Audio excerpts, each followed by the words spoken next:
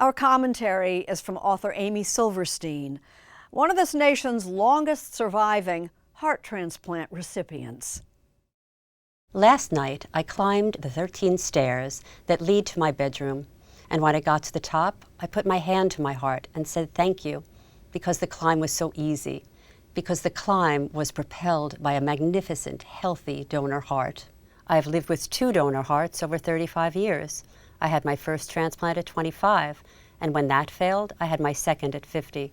But in January, my daily runs became difficult. Tests showed my heart was perfect, but additional tests revealed I have incurable cancer. It is in my lungs now. I will die soon. I have had an extraordinary life. I finished law school. I had an epic love with my husband, got to raise our son. I had the most glorious friendships. I wrote 2 books, and I am so grateful, like every transplant patient I have ever met. But all too often, this intense gratitude creates a cloak of silence that hides the realities of transplant life. The fact is, organ donation is miraculous. Transplant medicine is not.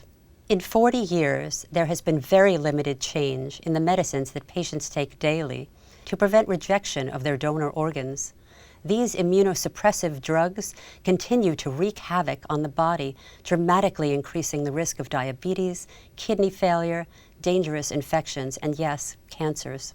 And all of this is hidden well behind that pervasive gratitude recipients feel for their donor organs.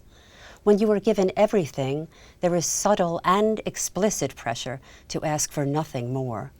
This constrains honest dialogue and removes a sense of urgency to make meaningful improvements to the existing transplant drug regimen. Perhaps this is why life expectancy for heart transplant patients has not changed substantially since my first transplant in 1988, or why the federal agency metric for transplant success sets an embarrassingly low bar of 1-year survival, or why research for new transplant medicines is chronically underfunded. So I am speaking up now, while I still can, for change, and for all the transplant recipients I've known who died because medicines fell short, and for the donor families who gave life to these patients. They deserved so much more, and there is nothing ungrateful about saying so.